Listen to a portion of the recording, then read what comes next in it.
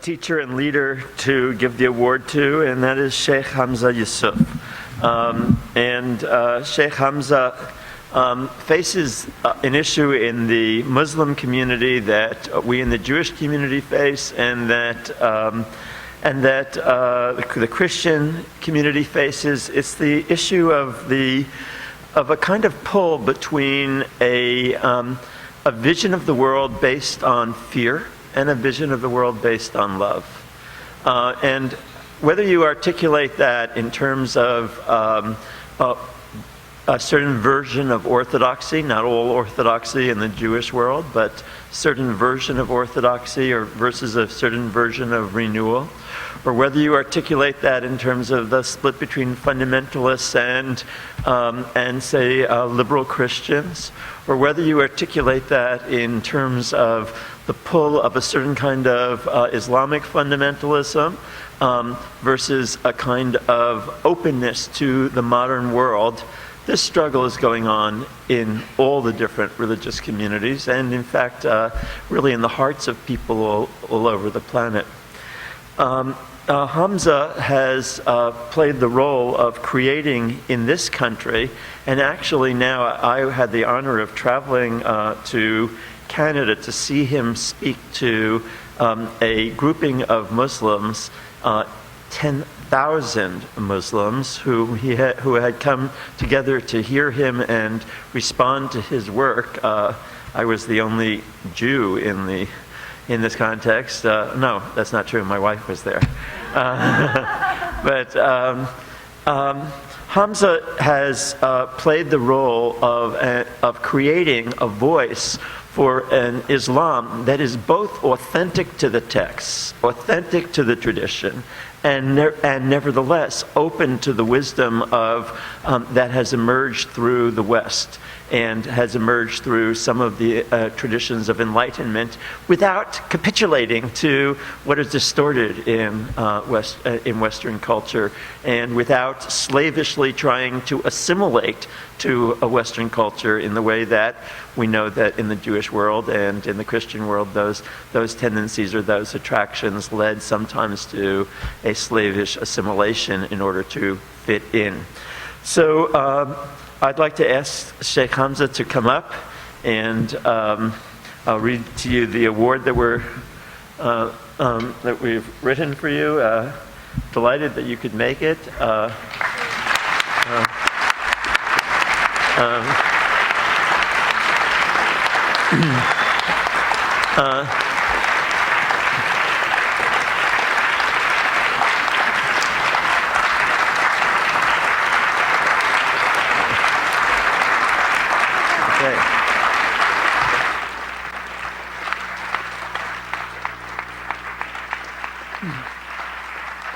Tikkun Magazine and the network of spiritual progressives is proud to give this award to Sheikh Hamza Yusuf in recognition of your contribution to Tikkun Olam.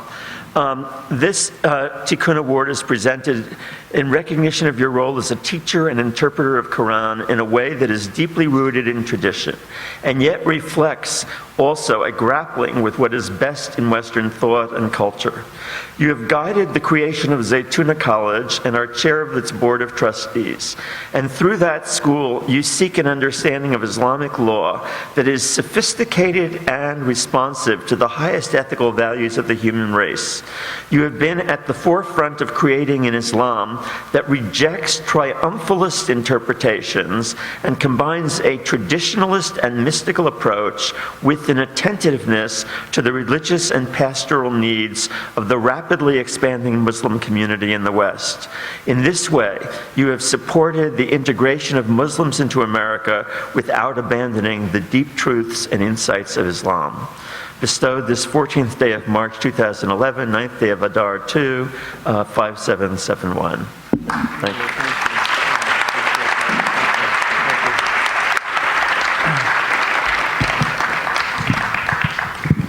Bismillah. Thank you very much. I'd like to start off with a little bit of Quran, if people will indulge me here. أعوذ بالله من الشيطان الرجيم بسم الله الرحمن الرحيم الرحمن علم القرآن خلق الإنسان علمه البيان الشمس والقمر بحسبان والنجم والشجر يسجدان والسماء رفعها ووضع الميزان ألا تطغوا في الميزان وأقيموا الوزن بالقسط ولا تخسروا الميزان والأرض وضعها للأنام فيها فاكهة والنخل ذات الأكمام والحب ذو العصف والريحان فبأي آلاء ربكما تكذبان صدق الله العظيم. Bismillah. Those verses are from a chapter called The Merciful, which was a name that the Arabs didn't have for God. It was actually introduced by the Quran. And it says that the Merciful who taught this recital, created the human being, and gave you language. And the sun and the moon were placed in a perfect reckoning. And the stars and the trees that adorn the world are in prostration to the divine. And then it says, and God set up this perfect balance and told you don't transgress the balance and establish the balance with justice. And the entire earth was placed for all living creatures. And then it says, which of the favors of your Lord are you in denial of? What are you denying of the favors of your Lord? One of the most important in the Islamic tradition, and I feel I can speak somewhat for the Christian tradition because I came out of an Orthodox Christian tradition and also went to Jesuit school. So my mother was raised in the Orthodox tradition. My father was in the Catholic. My last name is Hansen, which comes from the Irish Catholics who came to this country were actually third-class citizens when they got here in the 1830s and 40s. And a lot of Irish would change their names to sound more Anglo-Saxon. And so O'Hansech became Hansen. And my Irish Catholic family actually began denying their roots once they got rid of the brogue and rose up into Philadelphia society. But one of the most important things in the Islamic and Christian tradition is the sin of pride is a real problem, spiritual pride. One of the interesting things about religion is you can take religious jokes, and I do this all the time. I hear jokes about Christians or Jews, and I just change the names and they become Muslims, and they work perfectly. So, I heard this with a different religion, but the imam is in the prayer niche, and he has an epiphany and falls and begins to say, I'm nothing, before this Almighty God. And the mu'adhin comes in, the caller of prayer, and sees the imam saying, I'm nothing, and says, God, if he's nothing, what am I? He falls down, I'm nothing. And then the guy that sweeps the mosque comes in and sees the great imam and the prayer caller and says, my God, if they're nothing, what am I? He falls down, I'm nothing. And the imam says to the mu'adhin, look who thinks he's nothing. Right? So, spiritual pride is a real problem in our traditions. One of the things that I think all of our religions have a problem with today is that I think religions have always been pathogenic in that they can produce so much trouble in the souls of people. And even though they're supposedly to actually heal our souls, and a lot of people do very well, usually who are already well. They do well by religion. It helps. George Bernard Shaw said that religion, the problem with religion is it only benefits religious people. So, but the problem is that when irreligious people begin to dress in the cloak of religion, all these problems start. And we've got a planet filled with real nutcases in our religions that are causing a lot of problems for those of us who actually get a lot out of religion and enjoy religion, and hopefully it keeps us in some kind of a balance. But we have a real problem, and to deny that problem, I think, is to deny what I call the negative externalities of religion. This is an economic term. You have externalities. A corporation sets up a factory. They begin to pollute the river, and it goes downstream, and then you get babies with problems down the road. The negative externalities of religion are those toxic side effects of religion that we don't really like to deal with, just like the corporations don't like to deal with the negative externalities that they produce because they want to say, no, our primary product is building tires or lighting your houses with nuclear energy. Oh, sorry that we had a meltdown and you're all really sick now. We didn't intend it. Right? Collateral damage. The difference between us and them is we don't intend to harm anybody, even though we end up harming people. And so I think one of the things that we as religious and committed religious people do is we tend to deny the negative externalities of our traditions. That has nothing to do with me. That's not my religion. But those people within these religious families that are using our traditions, they're using the books that we use. They're using the words that we read. And they are deriving very different understandings, but often understandable because of the nature of a lot of the pre-modern language that exists in these texts. And within the Orthodox tradition, you had a profound weight of understanding that had to be carried before you were allowed to interpret these texts. All you have to read is St. Augustine on Christian doctrine. It's a very powerful argument for a serious training in grammar before you try to interpret the Bible. Right? Because if you don't know what a conditional sentence is, you can get in a lot of trouble reading the Bible. If you don't know that there are clauses that restrict meanings, if you don't know that there are general terms that are sometimes meant to be specific. I'll give you an example. In Arabic rhetoric, there is something that is, it's like a synecdoche. You use the whole of something or a metonymy rather. You use the whole of something to indicate a part. So for instance, there's a verse in the Quran that says, قَالَتِ الْيَهُودُ يَدُ اللَّهِ مَغْلُولَةً. The Jews say that the hand of God is restricted. In other words, God's a miser.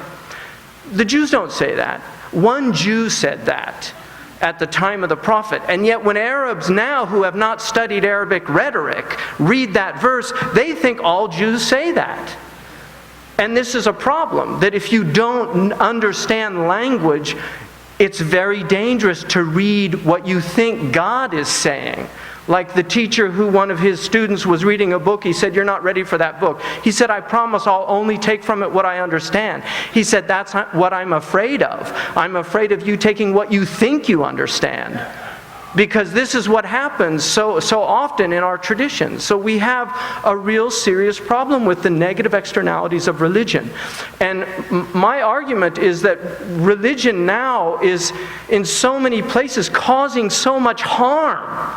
And the secularists, who really, many of them hate religion, are using these examples to say, you know what, we need to get rid of this thing. And so Sam Harris becomes a hero, despite the fact if you actually read his book, The End of Faith, he's calling for a preemptive nuclear strike on Muslims, that this might be necessary to save ourselves. I mean, this is the type of insanity that we've fallen into, because we have also fundamentalist secularists that are often as dangerous in their ideas and ideologies as so-called fundamentalist religious peoples. You know, we live in a very dangerous world because the tools that we now have far outstripped our ethical nature, the ability to use those tools for our benefit. And we can now see very clearly that we're capable of destroying massive numbers of people. We've got nuclear proliferation. We've got all of this technology that we don't even understand, really. It's higher magic. We don't understand. So we have real problems. And I think as religious people and committed religious people, we need to really think seriously about what went wrong. What went wrong? This is something that I grapple with every day, because when I read about these reports in Muslim countries about what's going on, and I recognize that a lot of these people actually believe that they're doing something in the name of God. And we all know how heinous things can be done when they're done in the name of God, right? It takes evil people to do evil, but good people, they need religion to do evil, right? I mean, that's what happens. So my feeling right now is the only way that we're going to get out of this incredible mess that we're in, religiously speaking, is we need the Judaism of Rabbi Hillel. It's not going to work otherwise. We can't have any other version. We need the Judaism that says, when the non-Jew asks, what is the Torah? I want to study the Torah. And he's told, what you don't want done to yourself, don't do to your neighbor. That's the whole Torah. Now go and study. That's it. If you don't get that, you don't get anything. And that is also true of our own tradition. We need the Islam of Imam al-Ghazali. We need the Islam of Fakhruddin al-Razi, who said all of Islam can be reduced to two statements. Both of these men, two of the greatest theologians in the history of our tradition, said all of Islam can be reduced to two statements: serving and loving the Creator, and serving and loving His creation. Serving and loving the Creator, and serving and loving His creation. We need the Christianity of St. Francis Assisi. I'm amazed at the Christians out here with all these hate signs towards Muslims, and I'm wondering, well, people haven't read their books, and when they read them, they often misunderstand them. But I'm just wondering about love your enemies, what that meant. I really wonder about that. And Kierkegaard said the problem with Christianity is the only Christian in all of Christendom was Jesus. So it is a problem. We have real problems. These religions they're like nuclear energy. They have massive power. They're a relatively clean energy if used with the right constraints and in the proper system. And they can illuminate houses. But they also have toxic side effects. And if we don't learn to deal with the toxic waste, how do we denude that toxic waste? There's actually scientists working on that right now with nuclear energy, trying to figure out how they can stop the toxicity of that waste. How do we neutralize, or at least mitigate, the toxic waste of our religions? How do we do that? That's a question, and I don't have the answer. But I know that those great men and women also of the tradition, Rabi al-Adawiyya, introduced love into Islamic piety. A woman in the 4th century introduced love into Islamic piety because everybody was obsessed with fear, and she said, I don't worship God out of fear of the fire. I worship God because I'm in love with God. And she really introduced that. So we have a lot of work. Mipnei Tikkun Olam. Olam is the Hebrew. I get a lot of Hebrew words because of the Arabic. Olam, we say alam. Alam in the Arabic language, which means world, is called in the Arabic grammatical system a noun of instrument. The form fa'al is the noun of instrument. It's the noun that you use to describe an instrument to do what the root of the word means. So alam in Arabic is the noun of instrument for knowledge. The world is the instrument of knowledge. And according to the Quran, what is to be known is our Lord. Thank you very much. And Dr. Rabbi Lerner, I consider him a courageous man. He takes a lot of heat, but I mean, that's really what religious people are supposed to be doing. It's the ones that are generating the heat that are all the problems. But the ones that are trying to cool down the flames are the ones that take the heat. And so, I appreciate that. And I'll just, because a poem was recited earlier, a poem that I always, whenever I get things like this, is a poem that I'm reminded of, which is Robert Frost wrote a poem called The Fear of God. And he said, if you should rise from nowhere up to somewhere, from being nobody up to being somebody, be sure to keep repeating to yourself, you owe it to an arbitrary God, whose mercy to you rather than to others won't bear too critical examination.